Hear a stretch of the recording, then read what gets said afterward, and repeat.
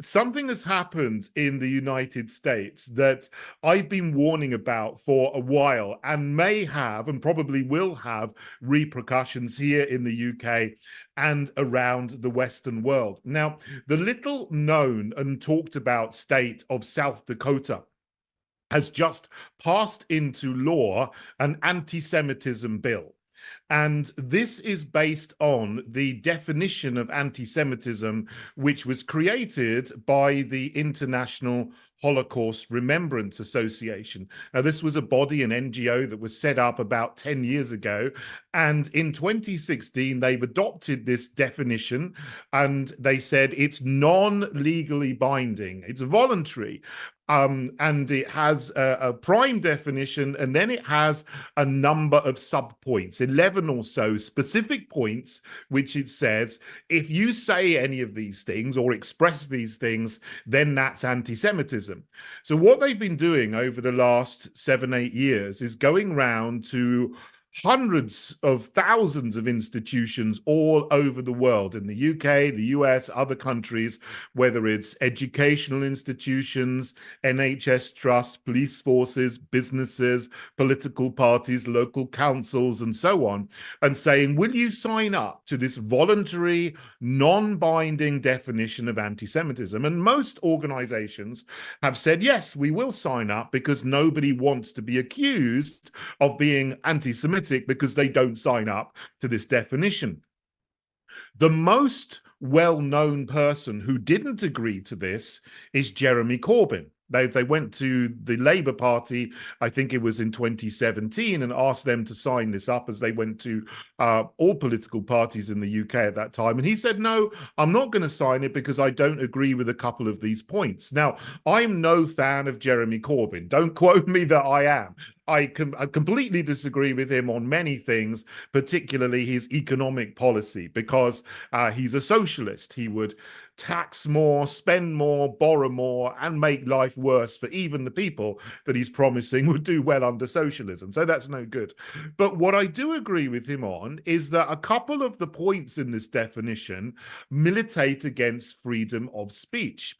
And there are 11 points. One of them in particular which says that if you accuse Jewish citizens of being more loyal to Israel or to the alleged priorities of Jews worldwide than to the interests of their own nations, that is anti-Semitic. But there are Jewish citizens in the United States in particular, and other countries as well, who are more loyal to Israel than their own country. So that is a simple fact. But this would say, if you express that fact, then you are anti-Semitic. Another one says, drawing comparisons of contemporary Israeli policy to that of the Nazis. That's something that people have done since the 7th of October. What happened then with Hamas, as I've always said, is deplorable and horrible. But what Israel is doing in response, the collective punishment of 2.2 million Palestinian people, is even more terrible and deplorable. So if you make that comparison, however, you are then called anti-Semitic, even if you are concerned for the welfare of the Palestinian people who have been subjected to collective punishment for the last several months. And there are other things in there. Another one is talking about the power of Jews as a collective.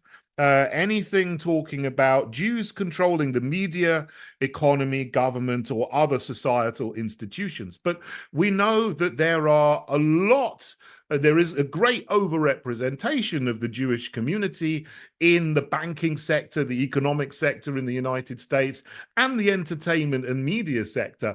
Even some Jewish people themselves admit that and celebrate it. But if you're not Jewish and you mention the things that some Jewish people celebrate their success for, you can be labeled an anti-Semite. Now, this is a great problem if you work in an institution that has adopted this as a definition, because if they write it into their code of conduct and their policy, and you're found to have expressed any of these particular views, you may be dragged before the Human Resources Department and given some kind of discipline, go through the disciplinary process.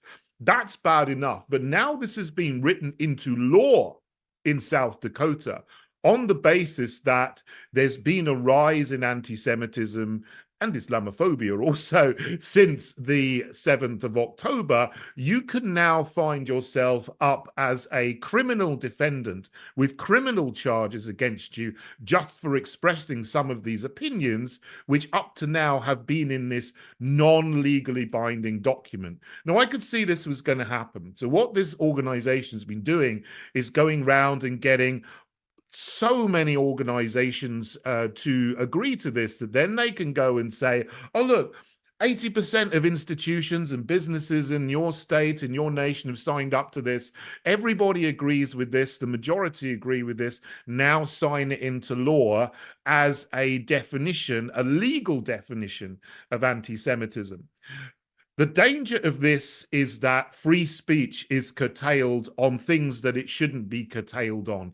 Everybody has the right to express an opinion on historical events, on religious texts, and on other nations and what they're doing, such as Israel.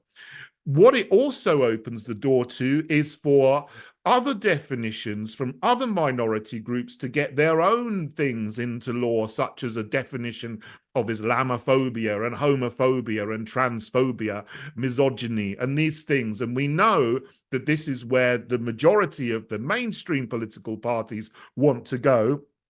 A lot of NGOs want to go, and a lot of special interest groups to do with identity politics, whatever identity group they're attached to, want to take the law and get these things put in law so that there will be a definition of loads and loads of different things that if you say them, even in a private group, you will become a criminal and subject to criminal charges. This is a great danger to free speech.